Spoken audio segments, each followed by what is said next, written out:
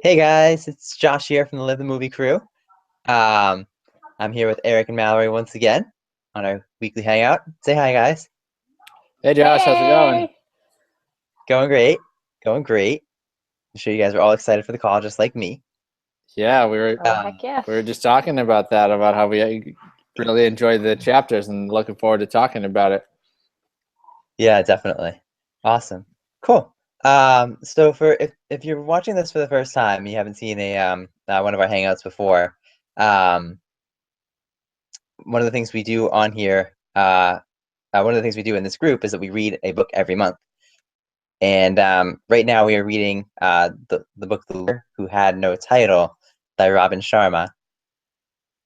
And so we've already read the first two chapters. So if you're just joining us for the first time, I definitely highly suggest going back and reading those first two chapters and then watching the hangout from last week. Um, and we can send you guys the link to that if you don't have it as well. Um, so yeah, so before I get started on that, do either one of you guys have anything to recognize for progress on your goals or anything like that?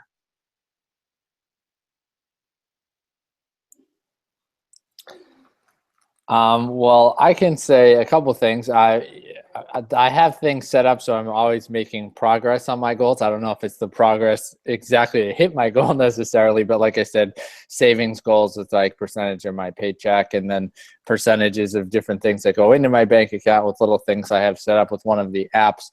But one of the things that we decided to do is that I actually did it today, as I set up what's called a brokerage account, which is a just basically like an investment account that you would have, not a retirement account, but just an investment account. And what we're doing is we set a goal of how much we want to save in the next 6 years to be able to purchase a decent size house.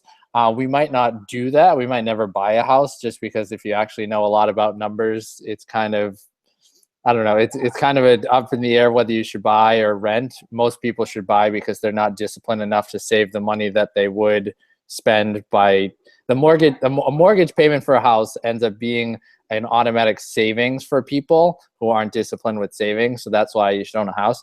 So what we're doing is we're saving like we're going to buy a house and then make a decision at that point. So just setting that up is, a step in the right direction, since the goal that I picked is related to finance. So it's not necessarily that makes progress to the particular savings goal that I had, but it's definitely something moving forward in our goals overall. Awesome, And I'm still awesome, slowly plugging away too. I mean, it's definitely having set the goal and having shared it with you guys. I think it puts more of a focus on it. So it gets me excited every week to figure out, different ways of saving, because my goal is financial too, same as Eric's. Um, and I have a digit account set up, which is pretty cool. Eric introduced me to it. And what it does is it kind of keeps track of your spending habits, and it will withdraw from your checking account or wherever you want it to withdraw from, um, every day or maybe every other day, depending on what your spending habits are. But what it tracks is basically, like, for example, if someone buys a coffee every day, 5 days a week, and then Digit keeps track of that, and they notice one day during the week you don't buy a coffee, it would save a percentage of that cost of a coffee and stick it into a Digit savings account, which is kind of cool. So it's automatic. It does the work for me to see where, I have some extra money for every single day or every other day or however often it does. And it's out of sight, out of mind. Like, I have access to the Digit account. I can get the money out in a day if I need it, but I don't check a balance every day to see where I'm at. So that's one of the things that I'm doing to save the money. And it, like I said, plugging away. But it definitely has put more of a focus on it for me to push myself to figure out different ways of earning income and also saving it too. So it's pretty cool. awesome, awesome. That's good because I know you were having a little bit of trouble getting stuck a little bit on your goal from the last week. So it's good progress. That's awesome.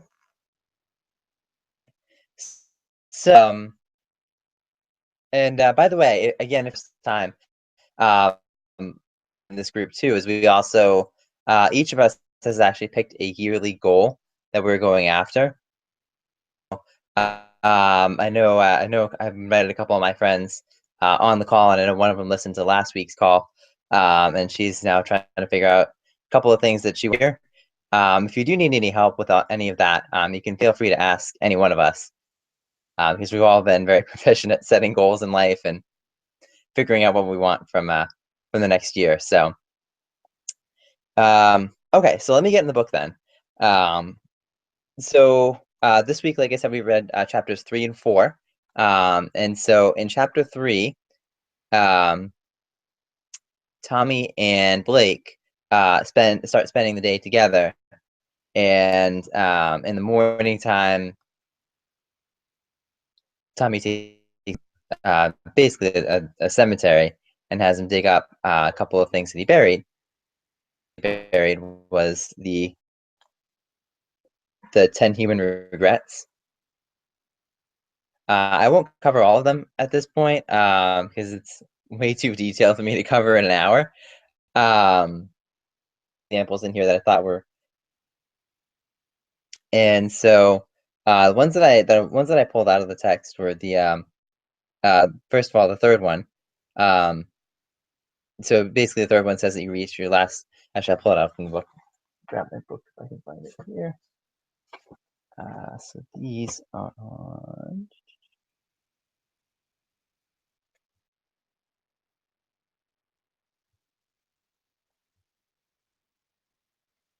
These are on page 34. The third one there reads that you reach your last day realizing that you never inspired anyone else by the example that you set.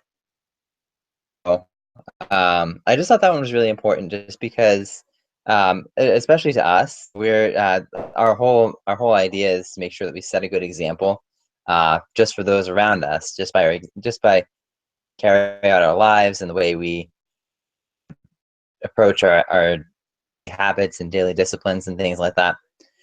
And obviously, it just makes a lot of sense just to be present in that time of day and you're just kind of aware of who you are as a person, just to make sure that you're influencing others just by your example. So, um, another one that stuck out to me a lot was you reach your last day understanding that you missed the opportunity to catch a glimpse of mastery, that you had to be resigned to mediocrity. And but I'm not quite sure why I highlighted this one, but I thought it was really important to us too. Again, just because, as we talked about in the last book with Jim Rohn, as he mentions, the small daily disciplines will add up to enormous success. Essentially, I'm paraphrasing, um, but yeah, again, it's just the whole idea that you might need to take a ton of time to develop a craft in order to make that work out. And so it doesn't really matter what your craft is, as long as you keep putting the work into it. It's going to happen someday. Like for me, the craft that I'm going after obviously is working at a college, and so the more time that I spend looking up things about colleges and how they work, and making sure I educate myself about just how to make an impact on college students, all that sort of thing, the better chances I'm going to get at getting a job in the near future. And so that was another one that I thought was really important. Another one, I'll go backwards a little bit. You reach your last day full of pain, that you never took any bold risks, and so you never received any bright rewards. And I pulled this one out because I feel like this is probably the one that I need the most. Uh,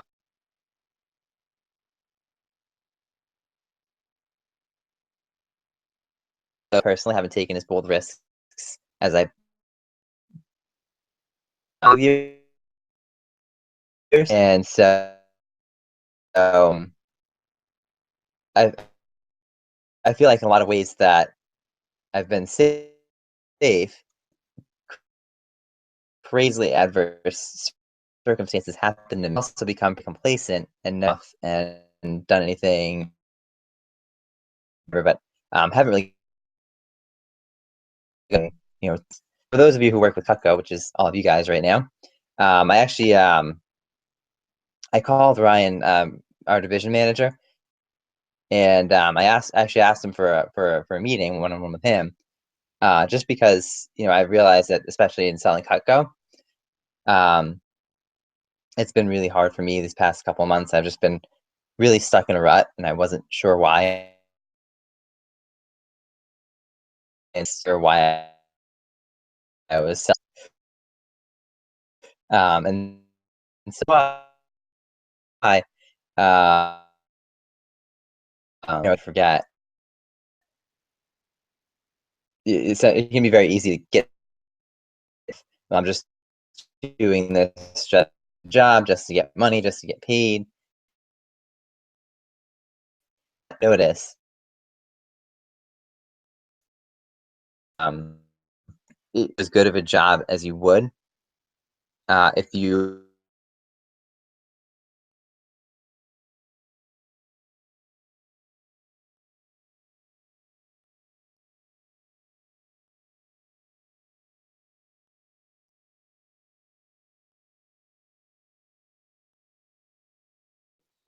Still there, Josh?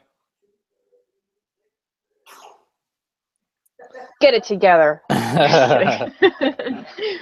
He might have dropped, but Yeah. we can share a little bit so far about what he was talking about. One of the interesting things about all the regrets is they're all based on the concept that um, most people will try to a bunch of people teach this, but Tony Robbins talks about the two major things in life. People try to avoid pain and hopefully gain some pleasure.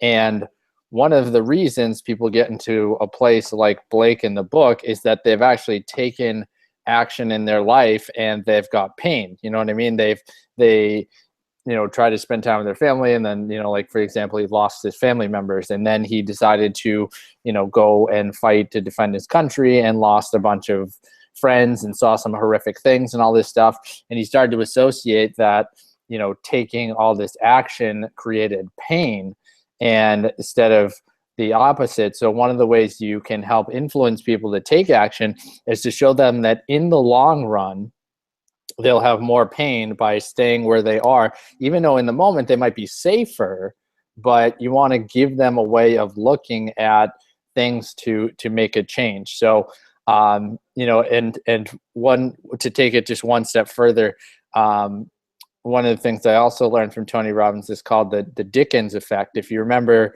the movie The Christmas Carol with Scrooge, and if you actually remember, it's probably one of it could actually be seen as like the ultimate psychology story, even though people are like, oh, it's just a Christmas movie. Not really. He was he was this happy-go-lucky guy. He had this boss that was his mentor. He had a partner in Marley that was a good friend of his, and he had this girl that he was falling in love with. But somewhere along the line, he attached his ego to making money rather than the relationships, and his boss passed away. He got in a fight with Marley. The girlfriend left because she said that you're saying you're more important, and then he started to say, well, the only way I'm not going to have ultimate pain is if I actually hold on to my belief that having a ton of money makes me significant, and that if I treat people poorly, that's how I made my money. So he creates this attachment. Now, how he ends up changing is in one night when he meets the three ghosts. The three ghosts are three associations, and if you no matter what the situation is in your life, if you attach ultimate pain to the past based on how you're still acting the same way now, the present, and the future, you will literally change instantly, because your nervous system can't survive thinking that if you don't change, you have ultimate pain, which is where the whole concept that, you know, I talk about and Mallory helped me bring out in our book, the you know, defining moment, a defining moment where you make a change is that's one, you can't take something anymore and you attach pain to the past, present, and future, and then you'll automatically change. So in the book, they went about it a little different way, but he, you know, definitely Blake was taught by the regrets that if he stays where he is, he's going to be in more pain than if he just takes action. Awesome. I'm back, by the way. I was going on and on, so I have no idea where you guys lost me. Well, we heard a lot. It was in and out. I mean, me and Mallory might have been able to understand some of what you were saying. I don't know if someone following would understand the fact that, you know, we heard pieces of the fact that you said, you know, you've maybe been a little complacent lately and you think about doing the job that you were doing, kind of just focused on, you know, just getting by and making money and less about, you know, the customers and setting ambitious goals and really pushing yourself and going outside your comfort zone and things like that. Just kind of showing you the example that you brought out within the book of the regrets, that you could try to use that to take more action. Obviously reaching out to the division manager to ask for a meeting and different things like that shows that you want to take action. So if you can learn something like we did from the book that, you know, does the same thing for you and said, if I keep doing what I'm doing, I'm going to be in more pain than if I just do something about it, then that's the goal of the, you know, the regrets, you know, in the book. Yeah, definitely. Yeah, it makes sense because it's the idea of it is just to essentially just jog your consciousness and then make you focus on what you could improve. So Absolutely. yeah. I could go. There was one more I was gonna do, but or I guess two more if you just didn't hear number 7. I think I was gonna do 7 and 10. Yeah, I think all the ones we Um, heard were different ones than that, I believe. yeah. Okay. Gotcha. Awesome. So yeah. So the 7th one is kind of ties into the 4th one. It says you reach your last day regretting that you forgot that work is about being radically helpful to others, helpful only to yourself. And again, that just comes, you know, just if you do is meant to help others, and of course, you know, obviously, compensated for your work so that you can or do whatever it is have. Um, uh, but yeah, again, the people, you know, start businesses. People like always complain about that sort of stuff, but um, the 1% that I actually make business happen. You guys again. I hope not.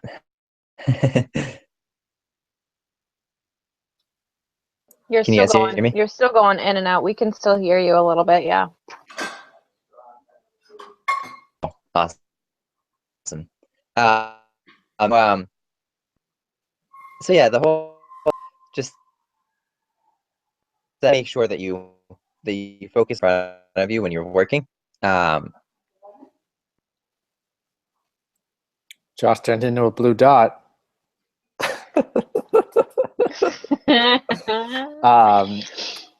I think he's probably going to drop. Mal, do you have anything to add of what we're, you know, kind of at the beginning of that chapter about the regrets or how you think about it or how it would help you think about things?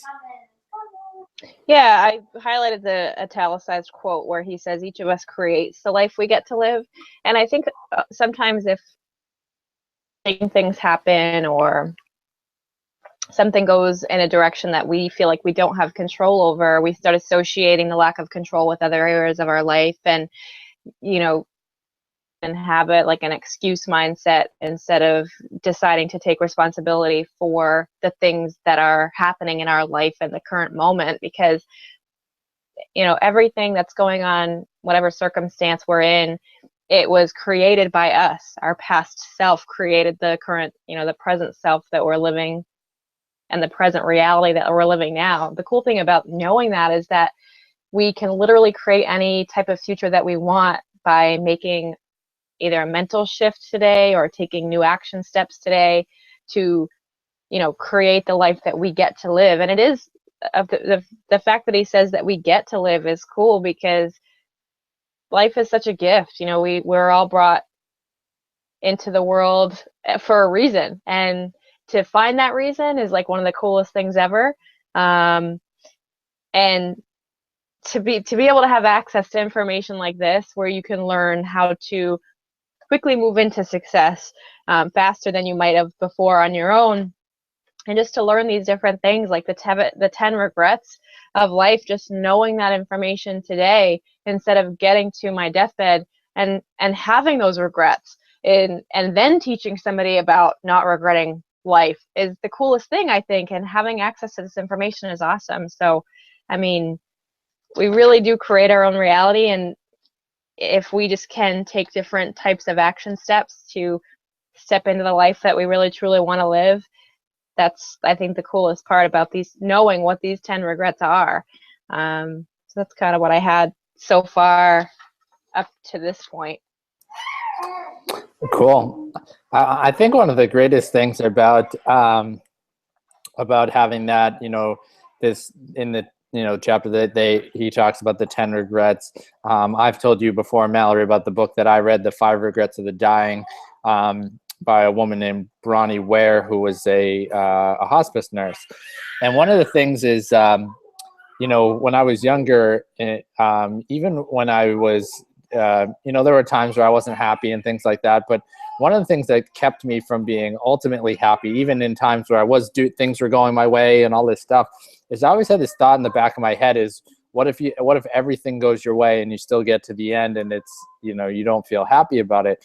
But then if you study that stuff, if you study the 10 regrets like Robin Sharma talks about in this book, or the 5 regrets with Bronnie Ware, or the wristband that I wore for 3 years straight and broke 2 days ago, but with Brendan Burchard, when he says, live, love, matter. So did I live my life?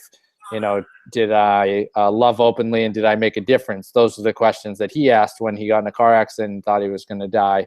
And those are the type of things you ask. You don't say, how much money did I make, or this or that or the other thing.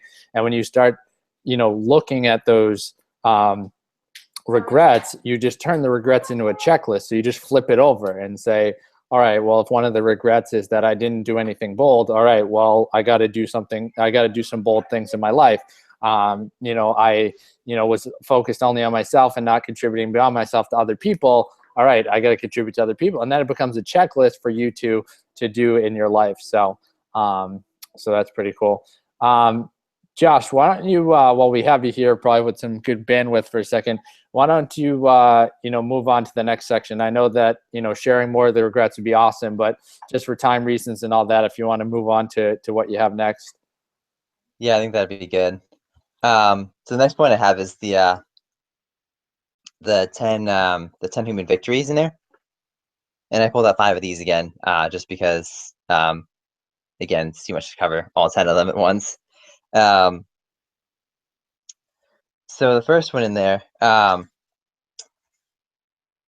says,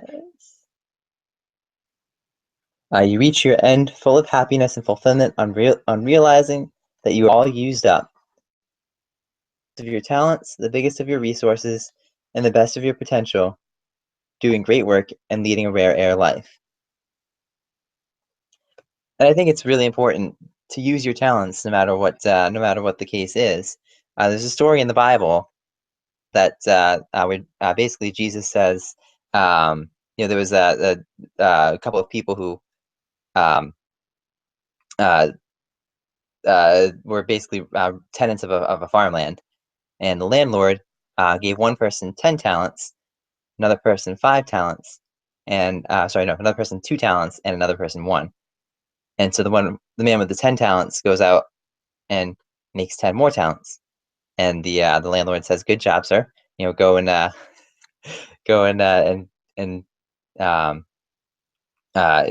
see reward and whatever." And the one with 2 talents goes out and makes 2 more talents. It says, "Good job." And the man with 1 talent goes and buries his talent and he says to the landlord, "Well, you only gave me one talent, so I hid it for safekeeping." And the landlord says, "What are you thinking? Like, even if you only have one talent, what little you have, you should still use, um, you should still use to your benefit." And so, um,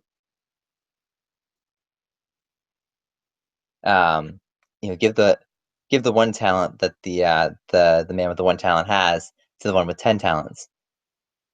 With greater care comes with greater responsibility comes greater reward. And so, so that's one of the things that I think that if you even if you only have a few skills that you can use, if you use them really well,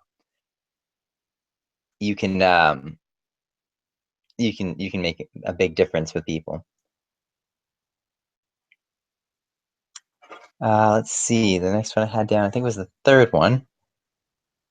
A noisy celebration for having the boldness of spirit, confronted your largest fears, visions. And again, that also ties back into the fear.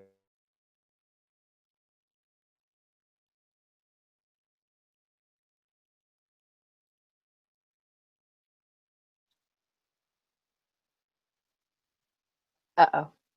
It might be. What he just read, I mean, I think we should probably.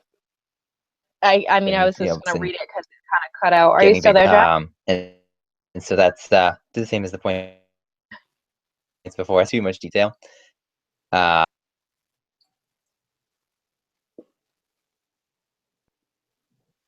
We can still hear a little audio, but no video anymore.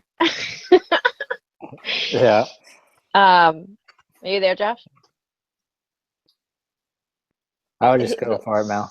So that last one that he just read, number 3, you reach your end in noisy celebration for having the boldness of spirit to have regularly confronted your largest fears and realized your highest visions. And what he was talking about with that story from the Bible before, I wanted to touch on, because so many authors like this and personal development leaders in the world talk about the power of multiplication and using what you currently have to make more of it and improve on those talents every single day. And we all are in a stage of growth and a process of improving, and that's the most important value in life, is knowing that we can make anything in our life better by practicing something every day.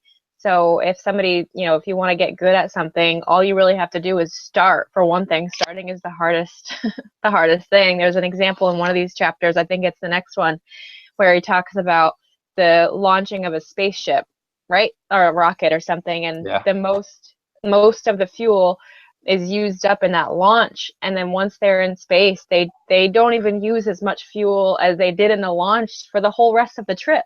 So it's kind of cool when you think about it that way. If all you have to do is start and get over that hump of starting something, the rest kind of falls into place a lot easier, as long as you have that goal of improving daily and you have that end goal in mind of what you want to accomplish. So I think with this third victory, basically, of out of the 10 that Josh was going over, is it just refers to, overcoming any fear that you have and just taking action anyway, because that's all we really have to do. A lot of the fears that we have are just made up in our head anyway, so we might as well just take action and they'll just dissolve, and you won't be afraid of doing something anymore because you've already done it. So facing fear with action, I think, is one of the biggest lessons that we can learn from that ending victory. I don't know, what does he call them? I don't remember what he calls them. I call them victories, but Right. moving on to the other, I mean, I don't know which other ones that he went over, but in the next chapter, I highlighted quite a few quotes that really stood out to me. And a lot of them, it's cool because the author italicized a lot of the quotes that are really important, and they are really great quotes, so I highlighted them anyway. Cool. Um, I was but gonna. what? I was Yeah, gonna. go ahead. No, I was just gonna jump in and add just two more, just a quick thing about the victories, and then you can, since Josh keeps dropping off and on, and we probably should go to the next chapter, so you can lead that unless he gets on with some good with a good feed or whatever. All I was gonna say is that the stuff that happens with the regrets, that can get you to take a certain amount of action. It might even get you to succeed for a period of time. But if you don't have some sort of inspiration, so you get away from desperation, but you got to move towards inspiration. One of the things when you look out there at all the people that, go from, broke or a tough background, or they're abused or whatever, and then they succeed, they become a movie star, an athlete, or whatever, and they're successful, and we should all cherish, that someone, took their talents and made a lot out of it.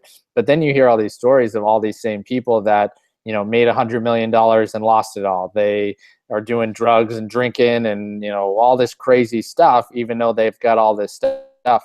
I think the people that I admire the most are actually the ones that have succeeded beyond their wildest dreams, and they could quit right now, and they could provide for themselves and their family and do all kinds of great things, but they keep pushing the envelope because of what you just said. I used up all my talents and my life was a celebration, and I gave my all to the end. And you just think about how hard it is to, say, run a business and succeed and work with different people and work with customers and stuff.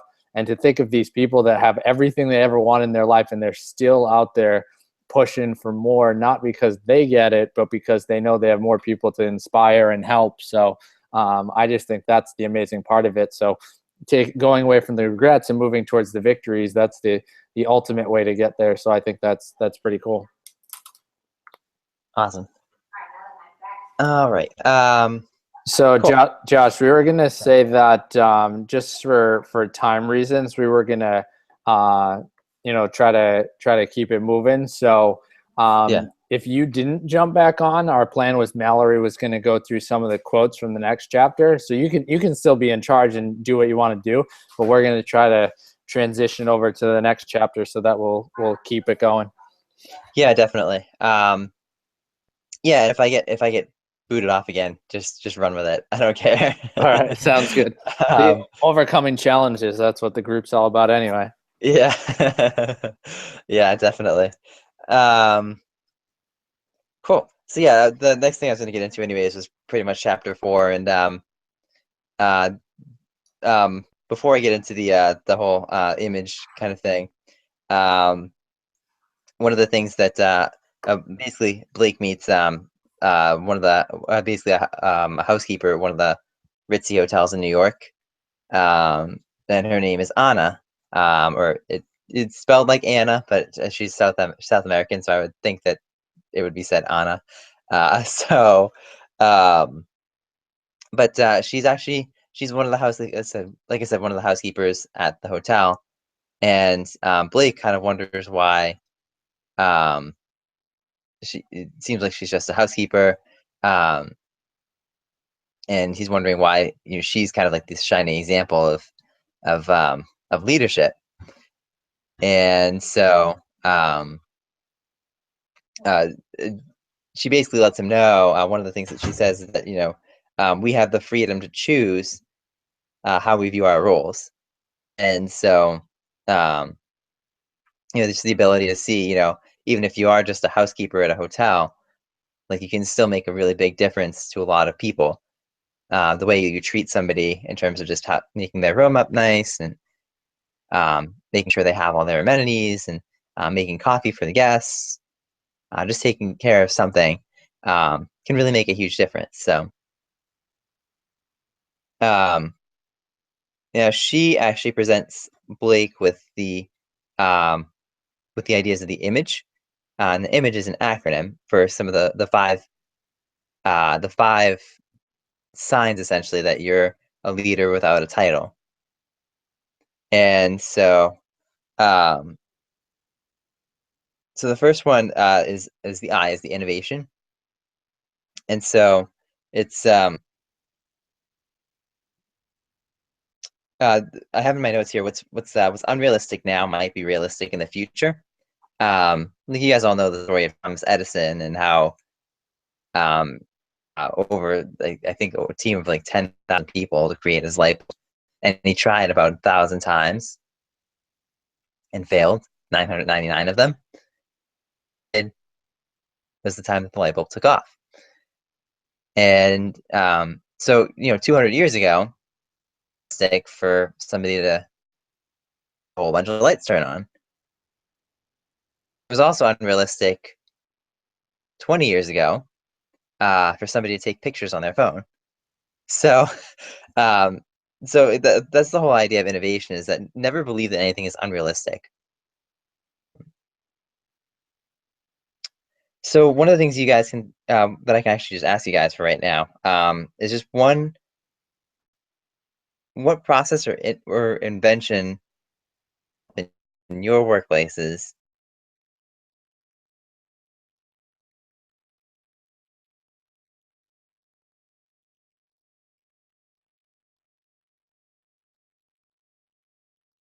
to make it better or more. I think I'm losing you guys again. Yeah, we heard the first part of the question. LOL.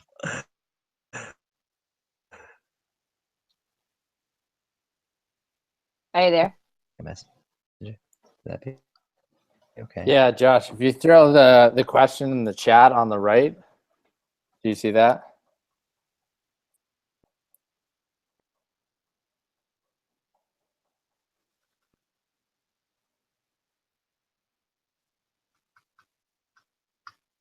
That was a good one, Eric, when you said 2 years ago, doing like a live video call with people and actually talking to them as if you're in the same room. That's kind of a crazy innovation that's been developed over the past couple of years. And I think a lot of the stuff that we take advantage of now, that we didn't have access to before, just the power of the internet is so relevant today. And being able to have a personal brand, for yourself through social media is just incredible. And for us to know people across the world, in Bali, Indonesia, we know this family and we follow them on Facebook, and they do YouTube videos, and it's just fascinating how you feel so close to somebody who's so far away, who contact with, but you feel like you do because of social media and the power of the internet. So I think that's a huge that's relevant today as far as an innovation that's been moving forward over the past couple of years.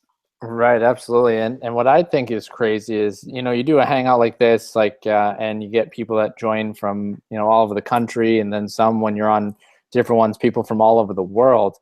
But what I actually think is crazy, and you don't take the time to actually think about it, but you're scrolling through your Facebook news feed, and if you have a decent amount of friends, all of a sudden you're literally all over the world. You know what I mean? It's like, you got one friend, hiking mountains in the western part of the United States. You have,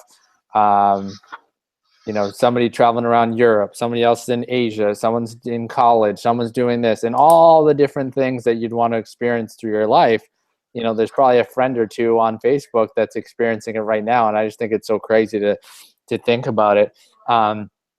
When you think about inventions that might help your business or whatever you're working on, I can't think of a specific invention at the moment, because otherwise, you'd probably be working on that. I guess one of the things would be to think about what are some of the challenges that are going on, in whatever business that you're a part of. I think a lot of them come down to communication, either between internal people or, with the clients. So a lot of things like CRM systems or, marketing systems, things like that. So can't think too much specific off the top of my head about things that in a particular invention related to the industry I'm in for my quote unquote day job right now. But, I can definitely think things that have to do with streamlining the communication within the office, and then also with clients as well. So, but that's a great question that Josh, threw out to us as well. So I don't know if you have anything to add, Mal. Yeah, I mean, my quote unquote day job too is just working in an office, but my passion and my goal is to have an art studio, and art is my passion. And what's cool about art is you can be innovative every single day with it. You can try new things and new mediums. And one of my really good friends just opened a gallery in Providence, and we went to visit it, and he said the coolest part about some of the artwork that he has on the walls there is that, and displayed there, is some of the stuff that came out really cool in the pieces of artwork. He said that was a mistake at first. Like I didn't even mean to do that, and then I thought it was cool, so I kind of rolled with it. So it's so neat how just taking the initiative and going after something and making a mistake that could turn into what the outcome is supposed to be is the coolest part about the business of art, in my opinion, and being able to be that's built up inside of you and putting it into making something with your own hands is like the coolest thing. So I think innovation is a good one.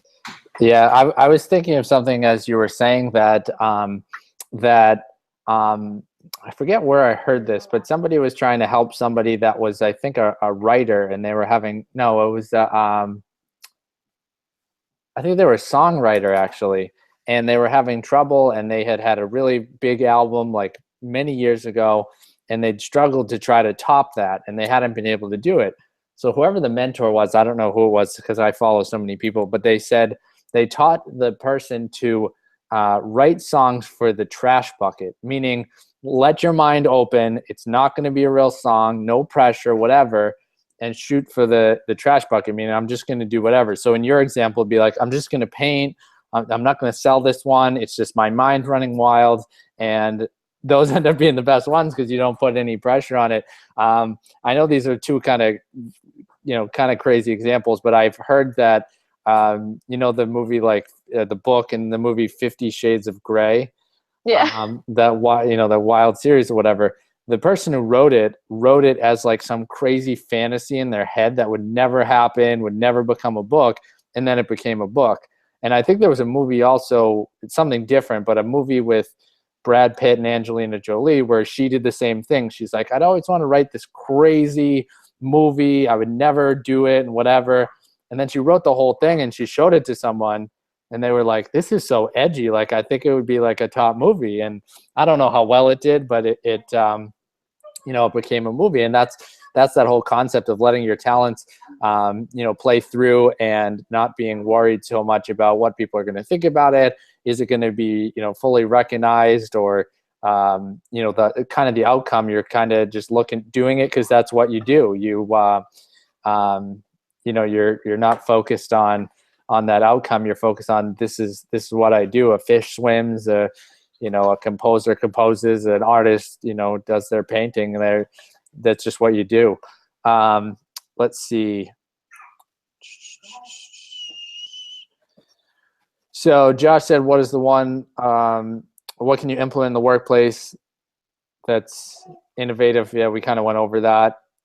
He was saying hopefully he could jump on in the Hangout because he had something really cool to say about the ethics part.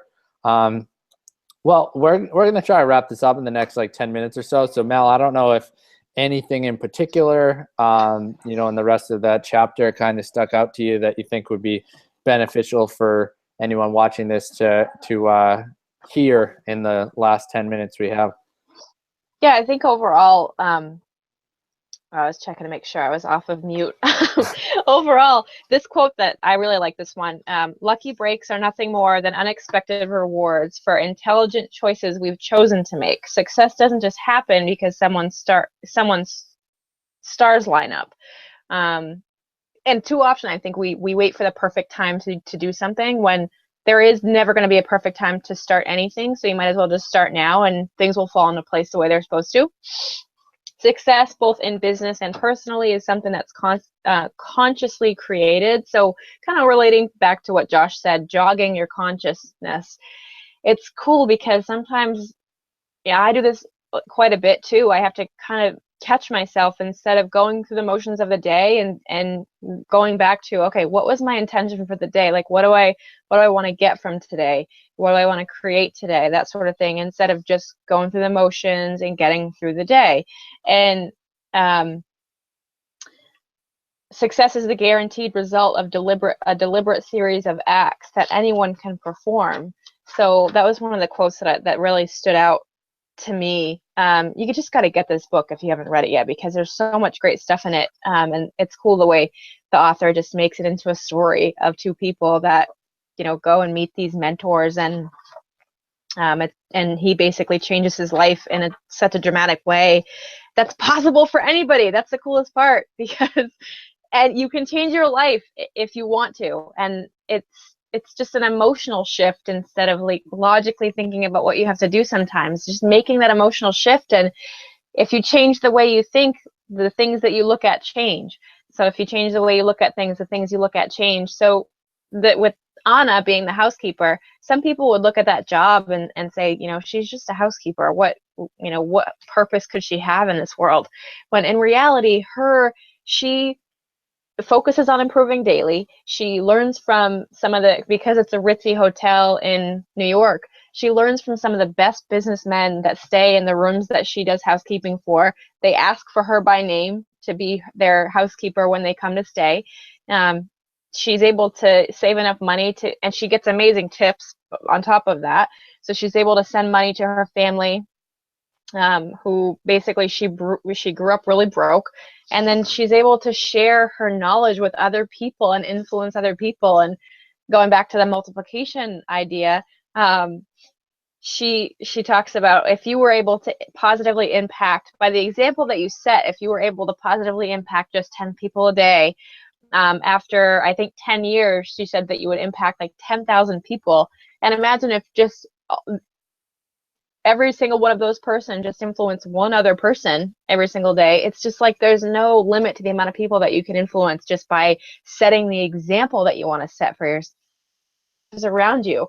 So it's really cool. But the 5 rules basically that Josh is going over with the acronym IMAGE, with the I being innovation, the M stands for mastery, and the author talks about the 10,000 hour rule, which I really am a fan of, because when you log 10,000 hours at doing one thing, you basically become an expert and you're able to master that that field or that skill. And the cool part about that is, if you think about 10,000 hours, obviously it wouldn't be 10,000 consecutive hours, because some of the skills that you do, you wouldn't do 24 hours a day, 7 days a week. So in reality, if you break it down to a couple hours a day during the week, working on a skill, probably take you about 10 years to truly be a master at something, which is cool. You can learn to do something in like 20 hours, but to be a master at it, to dedicate that much time, it's about consistency, discipline, persistence, and just really sticking with it and having a passion for it. So the M stands for the mastery. A stands for authenticity, which is my favorite, because I wear my heart on my sleeve, and I'm probably one of the most real people that I know. At least I try to be. And I say what's on my mind, which is the best thing. And the author throughout this chapter really talks about not worrying about what other people think, because, you know, if they really care, as much about what you do or what you say, they probably won't remember you for the reasons that they're complaining about in the future. And if they do, it's just better exposure, because other people are going to know you. So about what people think or what people say about you, because just be yourself always. That's the authenticity side of it. You start setting a good example for other people when you do that, and you also start opportunities start to arise, because your reputation, it grows, and other people recognize that you're authentic and you do what you say you're going to do when you say you're going to do it, which is huge. So I think authenticity is great. So that's the A in image. The G in image is just guts, having the courage and bravery to actually take action and do something cool. And like I said, it all starts with the beginning and taking that first step forward into doing something that you've never done before, and going after it. So that's the first 4. Josh, are you with us and have a good enough connection where you can go over what you wanted to go over about the E in image? Yeah, I think so. So the E is for ethics. And I was just texting Eric because I have a really cool story about this. True story, by the way.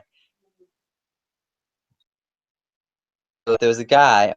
Oh, I hope I'm not losing you guys. I see motion.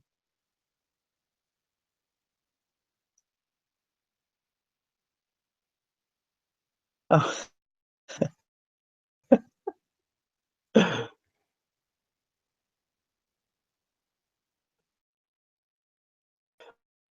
I'm right about to tell the cool story.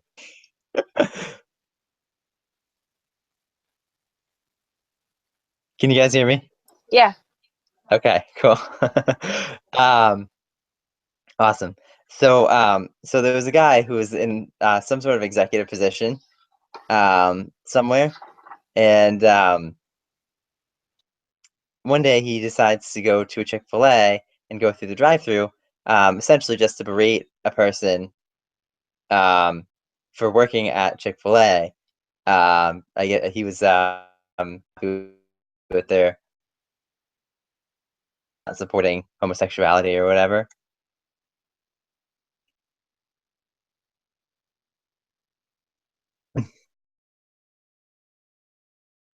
Your computer.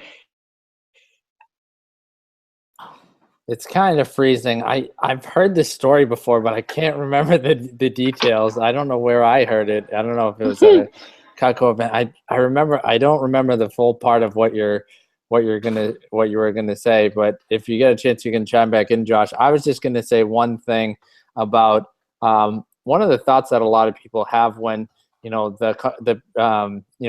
right? She says, "Well, I'm not just a housekeeper. I provide a service for these business people and all this stuff." And you say, well, I know certain people that still would look at you as just a housekeeper. I mean, I would look at you as a housekeeper. That's what Blake says, right? But you got to remember, the people that would also do that are also the people that probably don't have the right perspective in their own life, even if they're successful. Does that make sense? So let's say someone's one of those successful business people, but they're not really happy in their life and whatever. They're always, happiness is around the next corner. This person's just a maid. The guy who drove me here drove terribly versus being grateful that someone gave you a ride. Like that, the people that have that wrong perspective about the housekeeper probably have a lack of perspective about their own life, and also a lack of gratitude about everything that's going on around them. So that kind of objection about it, can kind of go away, because the same people that would appreciate the housekeeper are the same people that have the right perspective about life and lead without a title as well. So, so Josh, I don't know if you can quickly finish the story. I'll give it my best shot. So he berates this person at Chick-fil-A, and his boss gets a hold of it. I guess he posted a video of it online. That and fires the guy told this could now on food stamps. So I don't know if you guys could hear all that, but So he berated the person there, then he bragged about it on social media. His boss saw it. He got fired, and then he was on food stamps. So he ended up having less money than the person at the drive-through that was offering him the meal, right? yeah. So he made fun of the person that was in the drive-through. Yeah. And took video of it and posted it online, and it made the rounds to his boss. And then, yeah, like I said, he got fired, couldn't find a job afterwards, and is now on food stamps. Ask and you shall receive, as they say. Yes. He got what he was focused on, right? He wanted to be rich and successful, probably, but he focused on Yeah. lack and negativity, and he wasn't ethical, and then he got what he asked for. So that is actually a really good story. So I know we kind of went choppy through there, but we're gonna try to wrap it up here. If you're watching this and your name's Logan, say hi. If you're watching this and you're excited about what our group has to offer, of course we a little choppy today, but if you want to be a part of our group and set a goal and have our group be a part of your accountability, our group is more than just these hangouts. There's two specific things that we do besides the hangout. One is every 3 or 4 months we have a mastermind. So our team here gets together And what we've been doing, especially since some of our guys have financial goals, there is a payment to be a part of our group, but we decided to focus on a lower payment and just deliver a ton of value within our group. What we've been doing lately is actually the last mastermind was at Meg, my wife and I's place, and the next one in a couple weeks is at Mallory's place, which is really cool. So this one was in Rockport, Massachusetts, so near Boston. And the next one's in Cranston, Rhode Island, near Providence, which is really cool. We did do a traveling one. We went to Greenville, South Carolina, which was we had a ton of fun, and I'm sure we'll get to more trips. But yeah, by being a part of our group, it's $100 a month paid quarterly, so $300 every 3 months to be a part of our group. That gives you access to the mastermind. It also gives you access to continually be on our Hangouts and also to be a part of our accountability. So we hold each other accountable. And I'm going to try to show you this real fast as long as Logan doesn't start screaming. Let me see here. So this is a Google Doc that we have, and it's got the people listed in our program. And then basically what we do is we have a point system. So you can see these like 20 points here, and we have different categories. So this is our ticket program and how many points people have on our team. We have our book club. So we're going to update this, but basically, we were working on this book and then this book, and now we're on to Josh's book here. But each of us have a goal, and we have it broken out here. We have a category for, community service, pay it forward, which is getting new people to join our group, being a speaker at our events, and different things like that. So it's basically the ultimate accountability for your goals. Because what actually ends up holding people back is that they set a goal, they're all excited, but if no one else knows about it, as soon as the first challenge comes up or they get tired or whatever, they just give up because they can rationalize to yourself. You can rationalize to yourself, but it's a lot more difficult when you have to actually say to other people, I just gave up. I'm not going to drive you to the gym, even though we agreed that we'd be accountability partners. It's like, what are you, a jerk? Like, what's wrong with you? So it's a lot. And that proves how much contribution is a big part of our lives, is because we easily can give up if we're just focused on ourselves. But if we're a part of a group, then we want to do it. And I'm excited about the progress that we're making. I know Josh has some friends that are checking out this replay and want to be a part of our group, which is really cool. So we're going to be expanding the group. Our goal when we started was to really focus on making progress by reading the books and implementing the ideas from it, and then making progress towards our goals, so that when we recommend it to people like you watching, it's like, this really works because we're living it, versus just telling you to sign up because we want more people in the group, and so on and so forth. So if you are excited about it, you can reach out to the person who brought you here, and we can get you the link to sign up, and you'll have access to all that. And Mal, if you have anything left to add, whether it's the last couple of things about the book and what's going on, or just your excitement about the group or anything like that. I am so fired up about the group. This last part of the chapter that I really loved was, it was just about ethics, I think, but he says, make sure that your video is in sync with your audio. And it just reminded me of when you're watching a show or a movie or something, and the video is kind of off from the audio, and it's so distracting. And what that relates to is in life, if you're not, ethical and people, they can tell if they're like distracted by this thing that's off. So it's just so cool to know that that's what's important in business, and to learn that from more than one person, more than just the author. To know that is great.